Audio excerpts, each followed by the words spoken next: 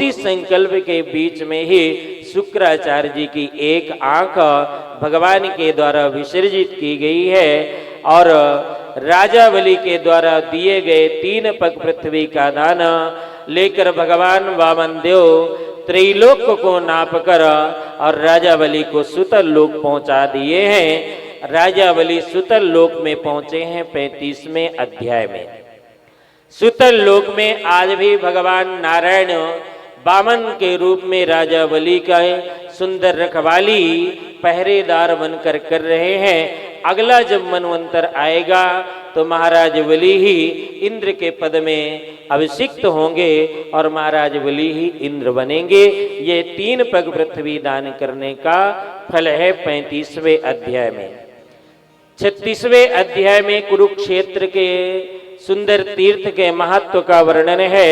कुरुक्षेत्र तीर्थ के साथ में अनेकानेक तीर्थों का वर्णन करते हुए महर्षि पुलस्त ऋषि ने अनेकानेक तीर्थों का वर्णन किया है। आगे भगवान नारायण के सुंदर दिव्य अवतारों का वर्णन, भगवान शंकर जी के प्रागट्य का वर्णन और भगवान शंकर जी के शिवलिंग की पूजा की विधि का वर्णन, पार्थिव लिंग के पूजा विधि का वर्णन और भगवान शंकर का पार्वती अम्बा के साथ में सुंदर विवाह का वर्णन प्राप्त होता है।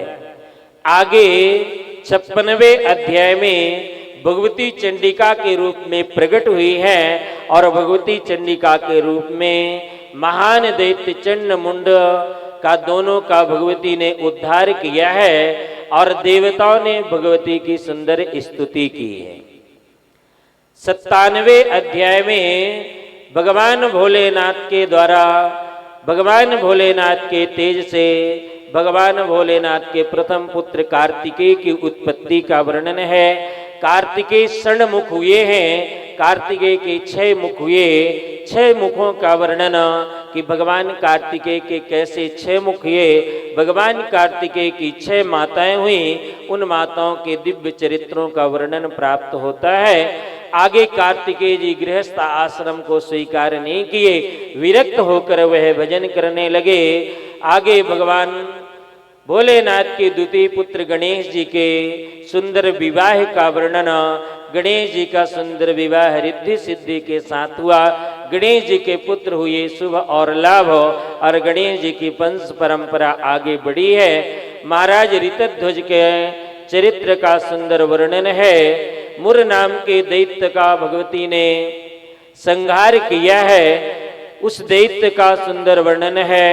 पुन्नाम नरके त्रातः, पुत्र के द्वारा नरकों से बचने का उपाय माता पिता के लिए, और वही सुंदर सच्चा पुत्र होता है जो नरक की यातनाओं से अपने माता पिता को बचा सके।